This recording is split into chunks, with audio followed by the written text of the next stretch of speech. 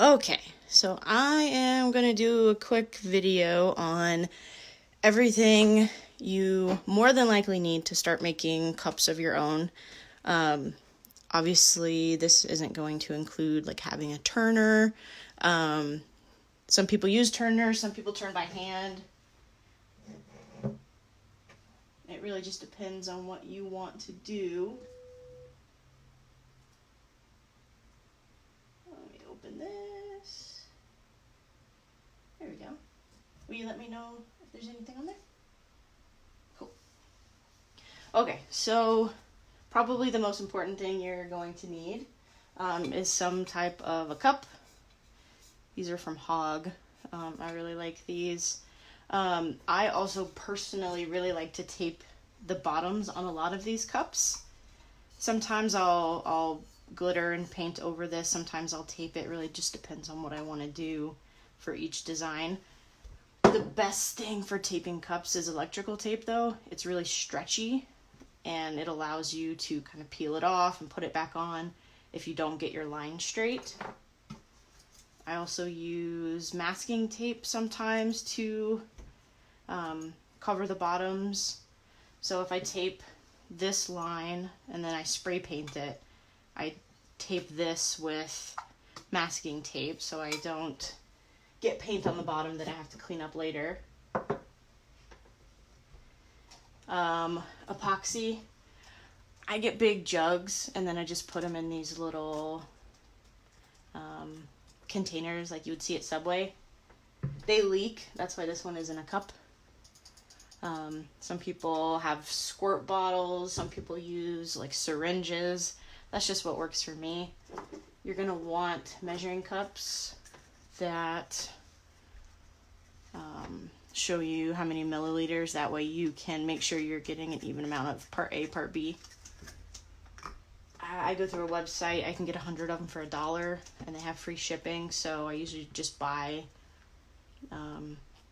in bulk, and then I bought 500 of them like 6 months ago, so this time I bought 1,000 of them, so hopefully they'll make it through the year.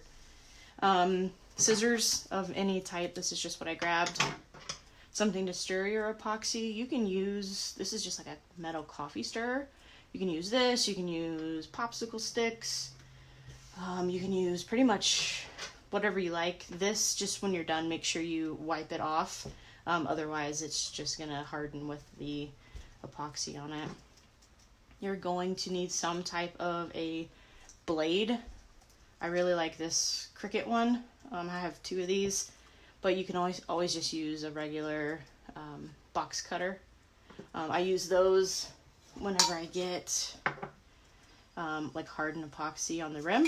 I just use that and kind of cut that off. Same thing on the bottom if I need to use it to cut tape, whatever. You also will need sandpaper. Some people sand their entire cups to prep them. I personally don't. It's really just whatever you want to do. Some people are adamant you have to. Some people really just don't care. For me, it's just one extra step, and I haven't had any problems, so it's whatever makes you happy. If you're going to, glitter a cup, obviously you would need glitter. This is just what I had laying out that I got in the mail yesterday. You can paint, you can glitter, you can do really whatever you want. I use the epoxy method to put my glitter on, so I don't need Mod Podge or spray adhesive, but some people use that. It's really whatever your preference is. If you're going to be putting vinyl on your cup, you obviously need vinyl. Some type of squeegee scraper thingy. If you're going to Mod Podge your glitter on your cups, I would just do the regular gloss. And then if you're going to use spray adhesive, this is the kind that I use. I've done both, and I haven't used this in like a year, but it really just depends on what you want to do.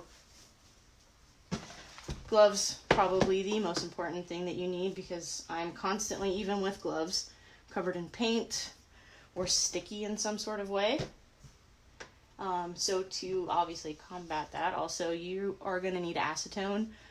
I get this from Walmart, it's like $1.50, maybe $2, and then I buy a gallon of it from Sally's, and the gallon is probably $2 or $3, and then I just keep refilling this. I have one of these upstairs and downstairs. I use this, you know, when I'm actively working on cups, and then when I get them ready to, you know, get delivered or anything like that, I keep one upstairs, because I do a lot of my cleaning up on a different floor. Alcohol, that also can help clean. It's really good for cleaning up your alcohol ink if you're going to use alcohol ink. Paper towels, because, well, this is an incredibly messy craft. So for your cup prep, depending on what type of design you're doing, you almost always want to do some type of a base color on your coat. White is generally the easiest, and if you have good glitter, it doesn't matter if this is white, it's not going to show underneath. But depending on the type of cup, like say I'm going to do a green cup, I'll probably base my cup in a green paint. If I'm doing a pink cup, I'll base it in pink. You don't have to do that, you know, if you don't have a lot of spray paint and you don't really want to spend a lot of money getting a lot of supplies. White is just fine. Depending if you're using like the Mod Podge method or the spray adhesive, you may have to do, if you spray paint it white and then you do like a purple glitter and the glitter's not very good and it doesn't cover well, you might have to do a couple of coats. I think that is it for the basics. Probably the other thing that's going to be really important. Let's see if I have one. However you're spinning your cups, whether you're doing it by hand or you actually have like a cup turner that you bought, these footballs from the dollar store, I just kind of cut a hole in it, shoved my PVC pipe through it, and then I taped it off. That way when I pull it out, it doesn't come off. This one, because it's a bigger football, I cut the tip off because it wouldn't go in some of the smaller cups. So I use this size. They also have a smaller size that I like for some of my different style of cups. You can also use pool noodles. That's what I started with, but I stopped using those because when I used my heat gun, my pool noodle would shrink and then my cup would fall off my turner and I'd have a big mess and I'd come home very sad. Speaking of heat gun, I would probably recommend either a heat gun or a torch. These really help pop the bubbles in your epoxy. That's really probably the biggest thing I still struggle with sometimes is bubbles. And it's really frustrating because I take my time and I stir it and then I still have bubbles. So the torch really helped a lot when I do really, really thin layers. So I might recommend that. Do a thin layer, heat it up with a torch, and that has seemed to help. You just have to do a lot more layers. I think that is all for the basics. This is obviously not everything that I use to make any type of cups. There's different paints, there's different glitters, there's mica powders and inks and all sorts of things for doing more advanced things. But if you are watching this video and you're like, I just really want to learn how to make like one cup, or I just want to get started because I know this is what I want to do, I would say these are your basics. Any type of glitter, any type of epoxy, whatever you want to use, and you can make one.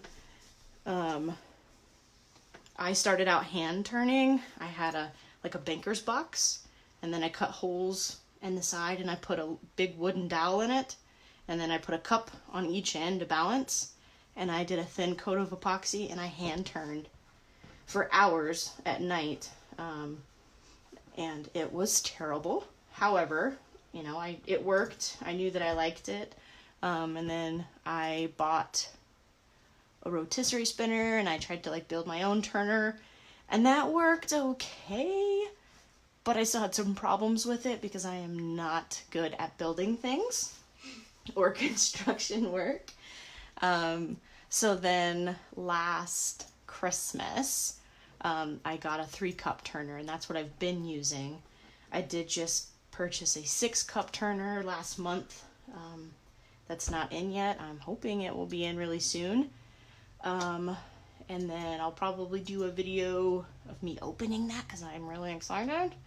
Or at least a video of how it works and that kind of stuff. So if you have any questions, Facebook me, message me, whatever. All right, cool. Thanks.